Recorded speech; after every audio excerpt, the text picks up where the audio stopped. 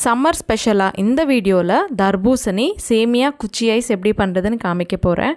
Taste ரொம்ப நல்லாயிருக்கும், செய்வது கூட ரொம்ப ஈஸி. பை த வே, என் பேர் Aadhya. Welcome to our channel Aadhya recipes and vlogs.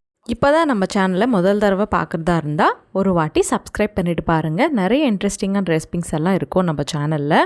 இப்போ லேட் பண்ணாமல் இந்த வீடியோக்குள்ளே போயிடலாம். எப்படி பண்ணுறதுன்னு பார்க்கலாம். இதுக்காக ஒரு ஸ்பூன் சப்ஜா விதைகளை ஒரு கிண்ணத்தில் போட்டுட்டு கொஞ்சம் தண்ணியை போட்டுட்டு ஒரு 10 நிமிஷம் ஊற வச்சுக்கலாம். அதுக்கப்புறம் இன்னொரு பவுலை எடுத்துகிட்டு ஒரு 1/4 கப் அளவுக்கு சேமியா எடுத்துக்கணுங்க. நம்ம உப்புமாலாம் பண்ணுவோம்ல, அந்த சேமியா தான். ஒரு 1/2 கப் அளவுக்கு தண்ணியை போட்டுட்டு இப்போ ஸ்டவ் மேலே வச்சுட்டு மீடியம் ஃப்ளேமில் ஒரு 2 நிமிஷம் பாயில் பண்ணிங்கன்னா போதும். இந்த மாதிரி நம்ம ஃபிங்கரால் ப்ரெஸ் பண்ணால் கொஞ்சம் சாஃப்டாக இருக்கணும். அப்போ நல்லா பாயில் ஆயிடுச்சு. இப்போ இறக்கிட்டு இந்த மாதிரி ஒரு ஸ்ட்ரெயினரை வச்சு பாயில் பண்ண சேமியாவை போட்டுட்டு மேலே கொஞ்சம் சில் வாட்டரை போட்டுக்கணும். அப்போ இந்த சேமியா ஒட்டாமல் இருக்கும். இது பக்கத்தில் வச்சுக்கலாம். இது இருக்கட்டும். இப்போது இந்த மாதிரி சைஸில் ஒரு தர்பூசணியை எடுத்துட்டேன். ஒரு தர்பூசணியில் இது 1/4 பங்கு தாங்க. இப்போது நைஃபால் குட்டி குட்டி பீசஸாக வெட்டிட்டு ஒரு மிக்ஸி ஜாருக்குள்ளே ஆட் பண்ணிக்கலாம். இந்த தர்பூசணி கொஞ்சம் ஸ்வீட்டாக இருக்குது, அதனால நான் இதில் ஒரு 2 ஸ்பூன் அளவுக்கு சர்க்கரையை ஆட் பண்ணிட்டேன். இப்போ மூடியை போட்டுட்டு இதெல்லாம் நல்லா பிளெண்ட் பண்ணிக்கணுங்க. இந்த தர்பூசணியிலேருந்து ஜூஸை எக்ஸ்ட்ராக்ட் பண்ணிக்கணும்.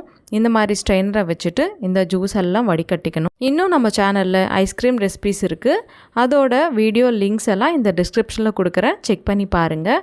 இந்த மாதிரி ஜூஸை எடுத்து ஒரு கிண்ணத்தில் பக்கத்தில் வச்சுக்கலாம். இப்போது என்கிட்ட இந்த மாதிரி ஐஸ்கிரீம் மவுல்ஸ் இருக்குது. அதுலேயே ஐஸ்கிரீம் ஸ்டிக்ஸை எல்லாத்தையும் போட்டுக்கலாம். போட்டுட்ட பிறகு ஊற வச்ச சப்ஜா விதைகள் பார்த்திங்களா, ஒரு 10 நிமிஷம் ஆயிடுச்சு, நல்லா ஊறிடுச்சு.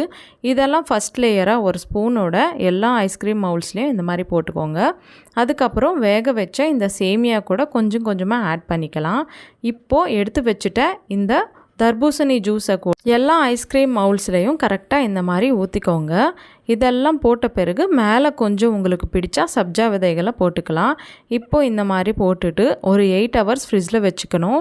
உங்ககிட்ட இந்த மாதிரி ஐஸ்கிரீம் மவுல்ஸ் எல்லாம் இல்லைன்னா ஒரு ஸ்டீல் டம்ளரை எடுத்துகிட்டு அதில் சப்ஜா விதைகள், சேமியா, அதுக்கப்புறம் ஜூஸை போட்டுட்டு மேலே கொஞ்சம் சப்ஜா விதைகளை போட்டுட்டு இந்த மாதிரி வீடியோவில் காமிக்கிற மாதிரி ஒரு ரேப்பரை வச்சு ரேப் பண்ணிக்கணும்.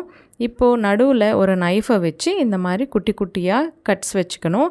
அதில் தான் இந்த மாதிரி ஐஸ்கிரீம் ஸ்டிக்ஸ் எல்லாம் நிற்கும் வச்சா. இது கூட ஓவர் நைட் இல்லைனா 8 ஹவர்ஸ் நம்ம ஃப்ரீஸ் பண்ணிக்கினா போதும். இப்போது 8 ஹவர்ஸ்க்கு அப்புறம் உங்களுக்கு காமிக்கிறேன் பாருங்கள், எவ்வளோ ஈஸியாக டிமோல்ட் ஆகுது.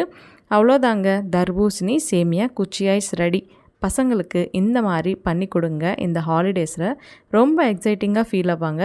வெளியே வாங்காமல் வீட்லேயே நீங்களே செய்யுங்க, ரொம்ப டேஸ்ட்டாக இருக்கும். நீங்கள் கண்டிப்பாக ட்ரை பண்ணுங்கள். பண்ணிவிட்டு எப்படி இருந்ததோ எனக்கு கமெண்ட் பண்ண மறந்துடாதீங்க. இந்த வீடியோ உங்களுக்கு பிடிச்சிருக்குன்னு நம்புகிறேன். பிடிச்சா லைக் பண்ணுங்கள். உங்கள் ஃப்ரெண்ட்ஸ் அண்ட் ஃபேமிலிக்கு ஷேர் பண்ணி இந்த வீடியோவை இந்த மாதிரி நிறைய ரெசிபீஸ்க்காக நம்ம சேனலை சப்ஸ்கிரைப் பண்ணிக்கோங்க. அது வரைக்கும் உங்கள் Adhya signing off. Bye bye.